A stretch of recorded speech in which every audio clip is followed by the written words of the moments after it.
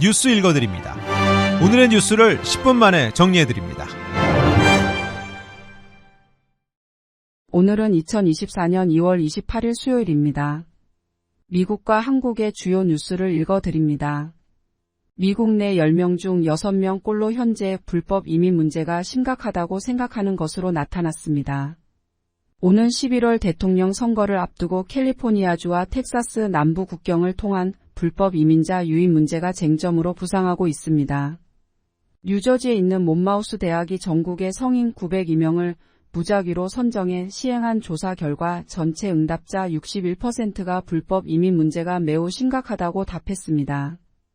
2019년 46%보다 15%포인트 급증한 것입니다. 하지만 심각하다 23% 응답까지 합치면 무려 84%가 불법 이민에 대해 우려했습니다. 공화당 지지 응답자의 경우 무려 91%가 불법 이민의 심각성을 우려했으며 무소속의 경우 58%, 민주당 지지 응답자는 41%가 심각하다고 대답했습니다. 그뿐만 아니라 53%가 국경 장벽 설치를 지지했습니다. 또한 전체 응답자의 28%는 불법 이민자가 일자리를 뺏어간다고 느끼고 있었으며 불법 이민자 3명 중 1명은 범죄를 쉽게 저지를 수 있다고 생각했습니다. 텍사스 북부 지역에서 대형 산불이 발생해 빠르게 번지면서 주민 대피령이 내려졌습니다. 산불이 난 곳은 텍사스주 팬핸들 지역으로 그레그 에벗 주지사는 60개 카운티를 재난 지역으로 선포했습니다. 현재까지 산불은 50만 에이커를 태웠고 수천 가구의 주택과 사업체의 전력 공급이 중단됐습니다. 건조한 날씨 속에 시속 60마일의 강풍으로 산불이 급속히 번지고 있어 진화에 어려움을 겪는 것으로 알려졌습니다. 국립기상청은 강풍과 따뜻한 기온, 낮은 습도 등 산불이 발생하기 좋은 조건이라며 미 중부의 여러 주에 화재 위험 경보를 발령한 상태입니다. 플로리다주 의회가 16세 미만 미성년자의 소셜미디어 계정 보유를 금지하는 법안을 통과시켰습니다.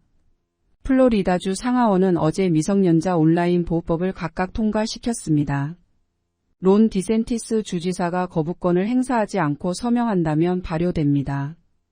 이 법은 소셜미디어 이용자의 나이를 확인, 16세 미만 미성년자의 신규 계정 개설을 금지하고 기존 이용자 중 16세 미만으로 보이는 계정을 폐쇄하도록 하는 내용을 골자로 합니다.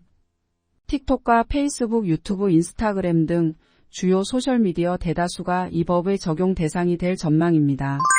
조 바이든 대통령과 도널드 트럼프 전 대통령이 미시간주에서 열린 민주당과 공화당 대선 프라이머리에서 각각 크게 승리했습니다. 대규모 대의원이 걸린 다음 달 5일 슈퍼 화요일을 앞두고 진행된 이번 경선에서 두 사람이 압승 행진을 이어가면서 큰 이변이 없는 한 오는 11월 대선에서 재대결을 벌일 가능성이 더욱 커졌습니다.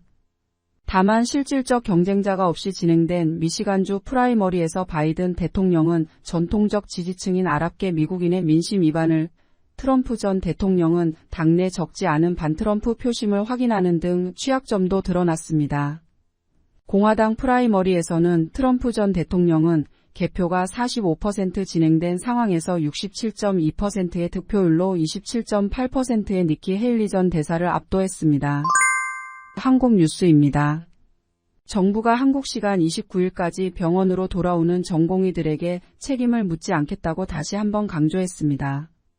정부는 병원을 떠난 전공의들에게 우편이나 휴대전화 문자로 업무 개시 명령을 전달했습니다.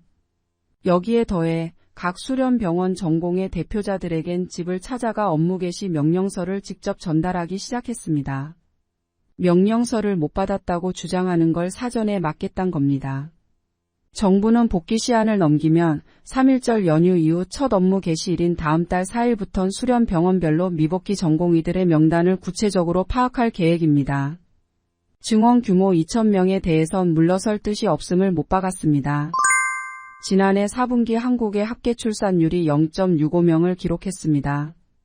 통계청이 발표한 2023년 12월 인구 동향을 보면 지난해 출생아 수는 23만 명으로 전년보다 1만 9,200명이 줄었습니다.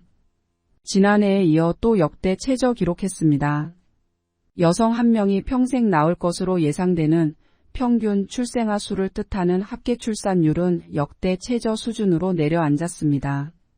한국의 저출산 현상은 전 세계적으로 비슷한 사례를 찾을 수 없을 만큼 심각한 수준입니다. 2021년 기준 경제협력개발기구 38개 회원국 중 합계 출산율이 1명에 못 미치는 국가는 한국이 유일합니다. 출산율 감소세는 20대 후반과 30대 초반에서 상대적으로 두드러졌습니다. 흑사병 때문에 인구가 빠르게 줄었던 14세기 중세 유럽보다 한국의 인구가 더 빨리 감소할 수 있다는 걱정까지 나오고 있습니다.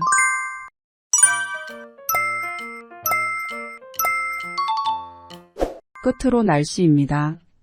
이번 주말 남부 캘리포니아에 또 한 차례 겨울 폭풍이 예고됐습니다. LA와 오렌지 카운티는 낮 최고 기온은 70도, 밤 최저 기온은 52도 예상됩니다. 벨리와 일랜드 엠파이어 지역 낮 최고 기온은 72도, 밤 최저 기온은 47도 전망됩니다.